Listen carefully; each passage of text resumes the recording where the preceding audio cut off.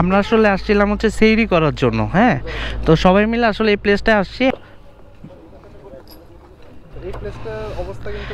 আচ্ছা আচ্ছা, আসলে দেশের অবস্থা খুবই খারাপ ছিল। গড সেভ করছে আমাদের আজকে সবাইকে।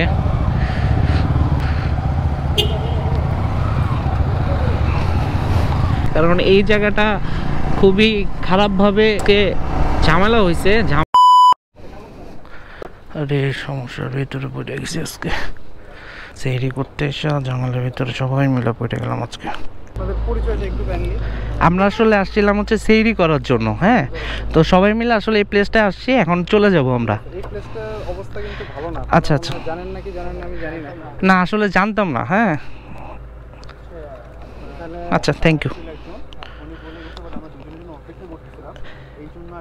কারণ ও একা পড়ে যাবে, তো এর জন্য আসলে ওয়েট করতেছিলাম, একা রেখে যেতে চাচ্ছিলাম না। হ্যাঁ হ্যাঁ, আচ্ছা ওকে। হ্যাঁ হ্যাঁ শিওর, এখনই চলে যাচ্ছি। Thank you. পড়ে গেছি আজকে একদম বিপদে। সেহরি নাইট করতে এসে একদম তো সেহরি নাইট করতে আসার পর সবাই আসলে বিপদে পড়ে গেছে এক হিসেবে। কারণ আসলে দেশের অবস্থা খুবই খারাপ ছিল। তো স্পেশাল ফোর্স ওনারা চলে আসছে। আর আসলে আমরা একজন ওয়েট করতেছিলাম, যেহেতু সেহরি করার জন্য বেরিয়েছি। আর ঘড়ি কাটা এখন বাজে 2টা বাজে।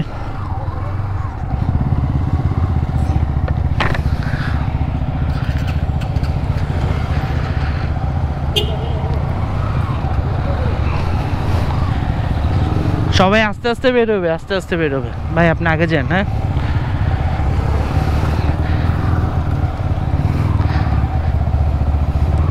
আজকে সেহরির নাইটটা আসলে এইরকম কাটবে ভাবতেও পারি নাই। বিকজ ওরা একদম গড সেভ করছে আমাদের আজকে সবাইকে। রাস্তার অবস্থা খুবই খারাপ। আস্তে আস্তে আগান, আস্তে আস্তে আগান সবাই।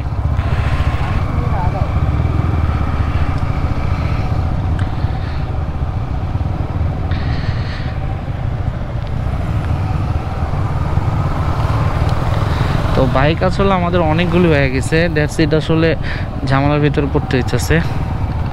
আসলে এরকম হওয়ার কথা ছিল না।